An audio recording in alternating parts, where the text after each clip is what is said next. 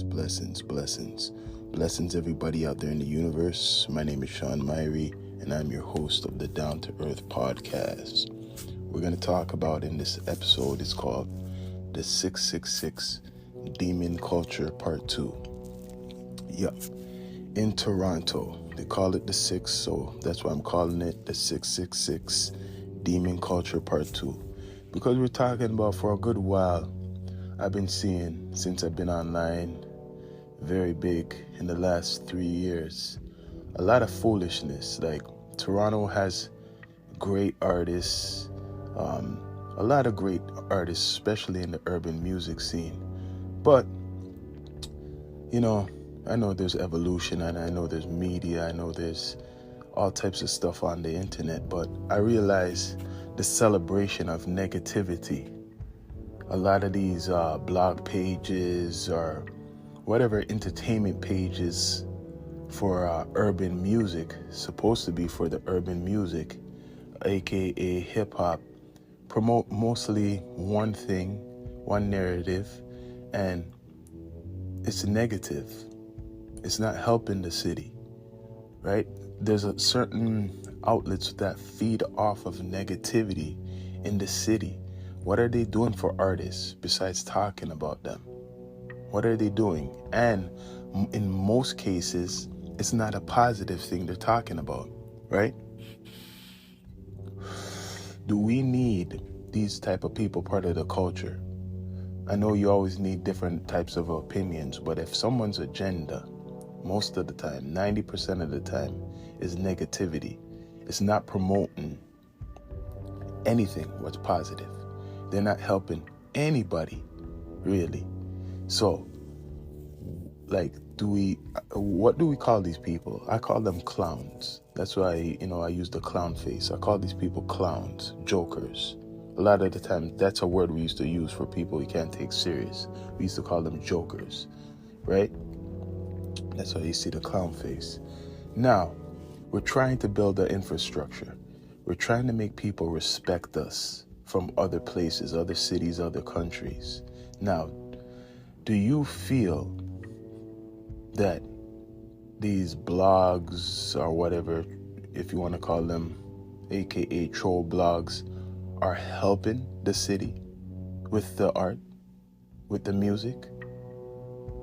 What are they really doing? We're not even really fully developed on a certain level to be having people who are promoting fuckery right now. We're having, it's September 11th today. Rolling Loud was going on from September 9th. A lot of artists came here. So far, so good. Nothing went down. But there's been pages that's promoting pure negativity about it. At first, when this was announced, I made a podcast talking about the negative side of it, the dangers, what could happen for it if we don't have security. They have police as the security, so they're not fucking around. They have the police as the security this time. This is not that other festival, what happened. This is not the Kingston Fest. This was well prepped. This is a big corporation. They didn't want to be ashamed, and they made sure things happen. There's a lot of things going on right now, right? A lot of things what's gonna be even happening after Rolling Loud. If you want me to speak on it, like, for example, now they took Moolah off. They took Moolah off of the show because they feel probably threatened by what he was mentioning, that there'll only be one day, or there could have been a couple players behind it who don't like him, who was on the show, that had influence of getting him off. He was bringing the excitement. He was promoting this show for Torontonians, and they took him off the show. So you're going to see the aftermath after this is finished of what he thinks and his energy, what's going to be going on. Because I don't feel that was right. I don't care what he was saying. He didn't threaten anybody, and he didn't threaten anybody, and he is the best rapper right now from Toronto, and they took him off of Rolling Loud. So that's one thing I'm gonna basically speak on, is that I feel maybe there could have been certain individuals part of that. Now he's blaming the owners for this, and DJ, he's blaming them, right? Now the other blogs are gonna try to make it up into even more shit, but I'm telling you the real is because he opened his mouth and mentioned certain things. What they didn't like, they took him off. We mentioned this already on Down to Earth podcast, that if you don't behave yourself in any way regarding this event, they're going to take you off, right? It did happen. Yeah, man, like these blogs in Toronto, if you want to call them pages, whatever, some of them are on YouTube too. The ones what talk about the event in any negative way, you should stay clear of those people. Those people are crazy, because like I said or mentioned, just look on what they talk about. 90% of the times, is it positive? Is it negative? Is it helping anybody? Right? I know people like their entertainment and shit, but it's a lot of the times, it's a lot of bullshit, right? They ain't talking about nothing. They don't know what to talk about, so they just wait for some big type of event to come around, most likely like negativity to come around, and then that's reported. That's their content, and it's other people's content majority of the time. It's not something what's theirs. A lot of these people, they don't have no face.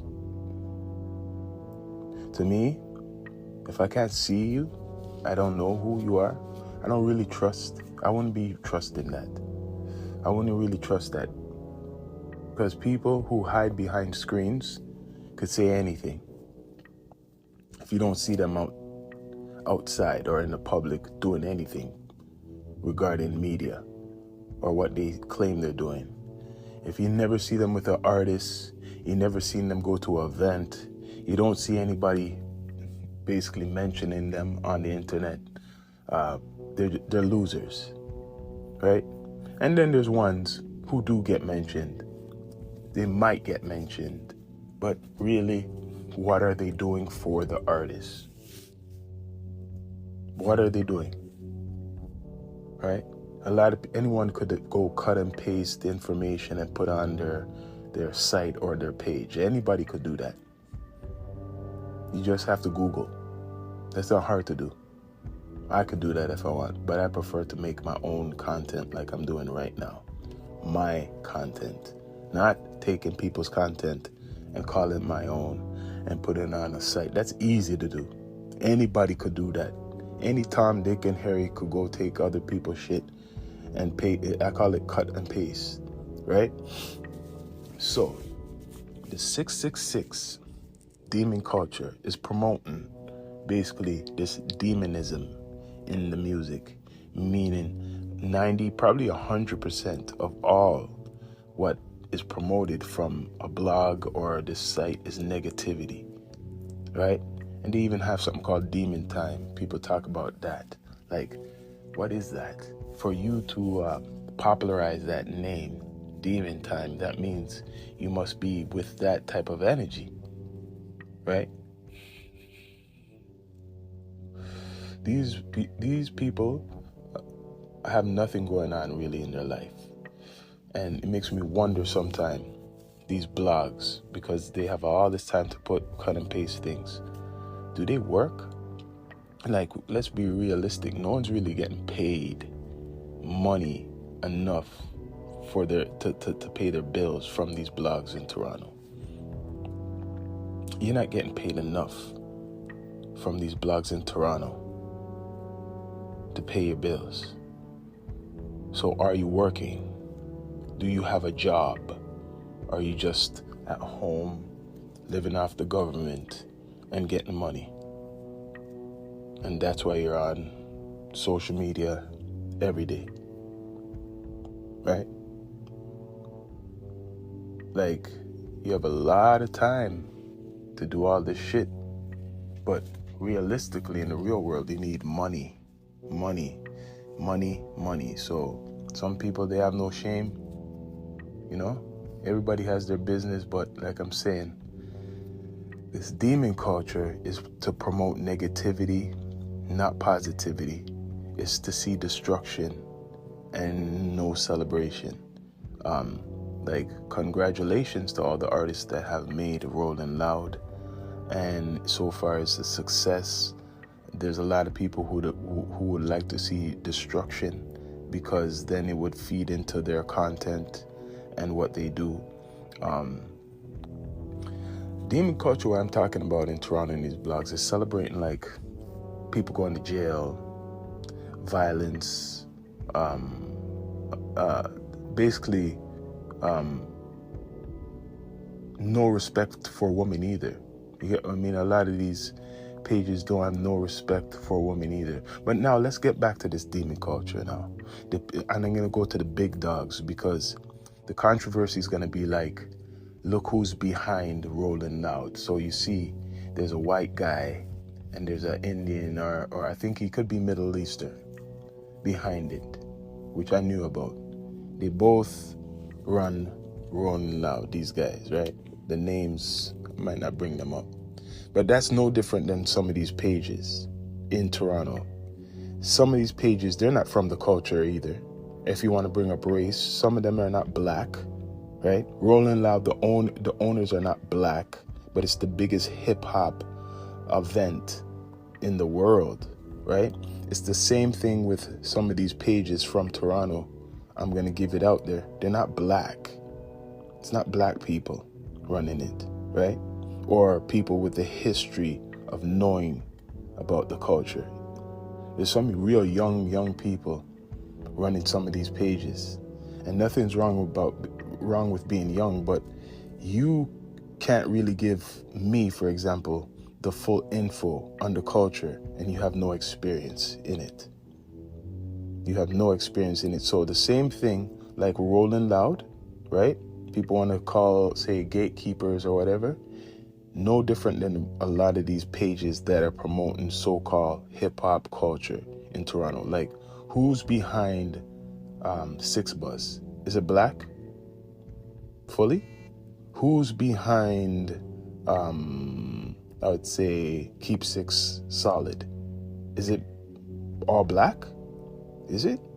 The only one that I know, for example, that are big out there, and I give respect to, black-owned, We Love Hip Hop.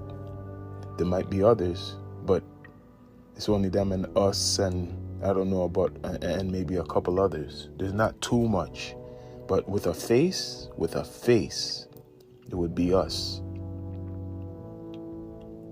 It would be us and the other what I just mentioned. There's not too many, right? A lot of these blogs or pages, they don't show their face, maybe because of their job, what they have, and they're scared of their employer to know about them. I get that. I understand that. But yeah, a lot of these pages are not run by any black owners. They might have some influence, but they're not really run by any black owners. Yeah, check it out. And that's why they don't care about the culture as much as us, because they're new to it. They're just trying to get hip to it, and that's the reality. A lot of these people, they don't care. They only care about all the, mixy and all things like that, right? So, this is what I'm saying now. How do you get rid of this demon culture? It's really hard. You really basically can't get rid of it, because it's something it's like a fight. You just gotta kind of not put your energy towards that way, or avoid it, or try to ignore it, because most of it is bullshit, right? It's bullshit most of the time. Most of the time it's bullshit. It doesn't help. You could see, I'm not saying he has done it, but you could see that the actions of Mula got him kicked off of Rolling Loud. That's what they're claiming. That's what they're claiming, his actions. That's how they're making it look. That is because of his actions. So, these pages that promote beef or put beef into their pages or like to talk about negative shit 90% or 100% of the times, how are you helping these artists now? So you think you're posting these videos and it's doing some good for the culture. It's really not, because when organizations like Rolling Loud see this, you might think that they support it, but they don't. They're just using you as a tool to watch who's the troublemakers. And once they know who the troublemakers is, you made it easy for them to spotlight these people. Once they know who these people are, they will not make them come into their establishment. And that will cut their bag. They won't be able to perform. Network, right? Because you have promoted these individuals or the culture as more negative, not positive. So anybody who sees your media or the content that you took from other places and put into yours, and they see that it's not promoting anything positive, guess what? You're not doing a good service to the industry. You might not care. You probably don't give a fuck because you're not gonna go anywhere yourself, right? Or you are bitter because you might have tried to do what these people are doing and it just didn't go through. But guess what? It's going through for many of these artists. After Rolling Loud, there should be no excuse. Most of these artists should be on a world stage. They should be traveling. They should be making more money from the music and on. But yeah, a lot of these pages or blogs, they're losers, man. And tell me, are they making money from this? Are they making money from being a loser, talking about people? And you could talk about people. You can talk about people because we do, but it's how you do it, right? It's how you do it and it's how much you do it. Is there a balance? Is it that's all you're talking about? Majority of your times it's just one thing. Yeah, you could have some episodes where you're talking about, like things what are more, deep, but don't make that your whole catalog, because you'll be identified just as that, nothing else. So like I'm saying, we realize a lot of people, there's certain individuals who don't care. They don't care because basically they have nothing to live for probably, or they're just a loser. But the demon culture just promotes negativity. They celebrate violence. They celebrate all types of negative stuff. That's why I call it the 666, right? Demon culture episode, part 2, for all of you. So just remember, there's people out there with the fuckery who just love separation. They don't like positivity. And a lot of them probably really worship the devil. You know what I mean? They really worship the devil. They have no feelings. They're selfish. They only care about themselves. Most of these people probably are by themselves, if you check it out. They don't like anybody around them because they're probably guilty of all types of shit. But most of these people, they're by themselves. They don't have nobody who even really supports them in the flesh. And they're losers behind screens. So, and they're probably not even, they're broke. They're broke and they're a joke, like I'm saying. We used to always call people, and I still call them jokers. People who are jokers, it's just a joke to me. You is nothing. So, this is Down to Earth Podcast with your host, Sean Myrie. Demon Culture, Part 2. Bless up to all of you. Much respect. Down to Earth. Follow the podcast.